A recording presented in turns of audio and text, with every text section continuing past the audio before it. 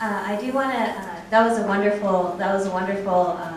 Message to share. I think we actually had a lot of good messages on avoiding clashes, adjusting everywhere, the sufferers that fall, management of self. And I do want to share one more quick experience. I want to bring Parth Patel.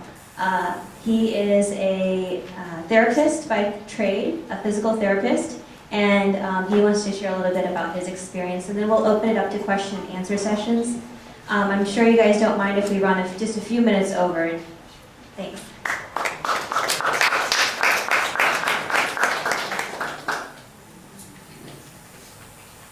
Keep that. Keep that. Don't use this one. Use this one. That gives you the... Turn it on. Now it's better. This one's better? Okay. These things are always so sophisticated. It's crazy. Okay, so I'm going to make mine really short. My name is Parth Patel. I'm a physical therapist out here in Newport Beach. I grew up with data science and the whole concept of holistic thing since I grew up as a child.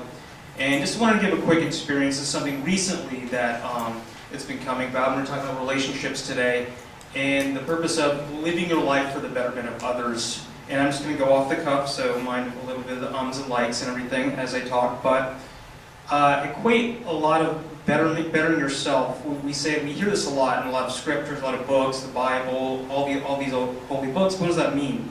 Do we need to donate all the money to charity? Do we need to give up our lives and start to serve in these ways? And we always think that it has to be some sort of extreme change to live our lives for the betterment of others. And it's not necessarily so. We can do this in a much more subtle way. And I kind of equate this with gardening. I don't garden myself, but we can use this metaphor for the time being. And what that means is it's taking care of our immediate environment. And that starts from the inside out.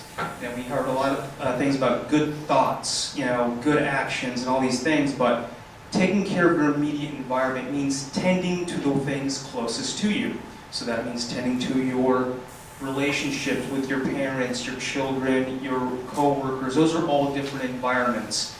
And the more you tend to those, the more compassion, love, and true and heart intention you put into those, the better the outcome.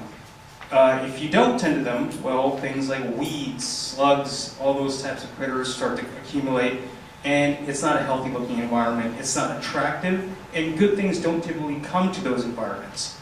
But when you start putting that work in, everyday effort, then good things start to come. For instance, you can't just garden once a year because then you have a lot of weeds. Weeds come very quickly. Well, when we talk about humans, weeds pop up as quick as a thought in the mind. So you want to continuously, every single day, you have to tend to your relationships. You don't just go to your kid's one ball game when he was 8, you have to go to all of them. You have to go to all the birthdays. You have to do all these little things that add up for big results over a period of time. And we have relationships with our, husbands, wives, all those things. So all those little things need to be tended to. And we're pretty much in a giant living organism or an ecosystem. One little thing throws off, it can cause a chain of events. You want to make sure that you're careful, but you're diligent. You're going to make mistakes, but you have to put the work in every day.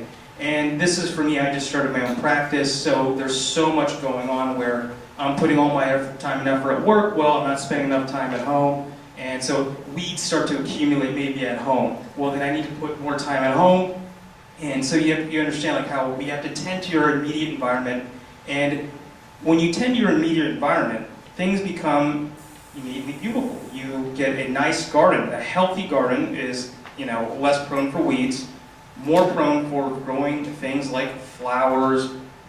The better your garden, the better the fruit. And, things like bees, butterflies, birds, all those things come. Well, those things pass on to other gardens. And this is how, from your immediate environment, you can have the influence of creating a positive environment from the outside. You're not yourself are not going out of your bound of your garden, but the actions that you did to your garden attracted things that will then go on to other gardens. It's like the butterfly effect. I guess that's why I chose the butterfly for that metaphor. Or domino effect, there we go. So that's how you, when taking care of your immediate environment, can positively affect or live for the betterment of others. And it's a very simple concept, and a good quote from is charity begins at home, is you just take care of your immediate environment by taking care of yourself, taking care of the others closest around you. Well, when they go to work, they're feeling good. They go and they take care of, people around it. They're a doctor or whatever, they should serve their patients go home, they feel good, and it just compounds. You get a negative thought in there, well, that compounds just as well. Negative thoughts, like we heard earlier, is much more impactful, unfortunately. So that's why you have to take the time. You have to do it every little bit, every single day, but that's how you get your garden to grow, and a garden can then turn into a field can turn into whatever's bigger than a field that has a lot of plant life. So that's pretty much my spiel for that, but it's just a simple metaphor that, for me, it takes balance, and it takes a lot of work, but if you don't put in the work, these accumulate. If you put in the work, you will continuously get a beautiful environment from the inside out that not only you get to enjoy, but everybody around you. And that's pretty much, I guess, the essence of what we're all trying to accomplish, is to just live a happy, beautiful life. But it takes work. And that's pretty much it. Thank you.